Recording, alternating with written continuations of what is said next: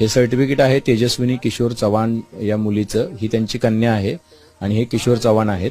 आणि त्यांना हे त्यांचं नोंदी मिळाल्या ना तुम्हाला, कुणबीच्या नोंदी. हो, कुणबी नोंदी मिळाली. तुम्हाला काय फायदा होणार होता ह्या मुलीचा? शिक्षणासाठी.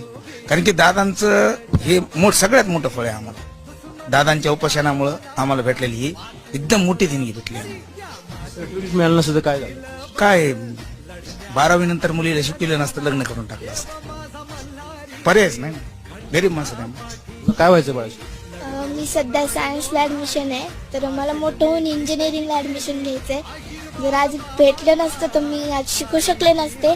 आज माझं खूप मोठं स्वप्न पूर्ण होईल. सध्या मी 11th शिकते.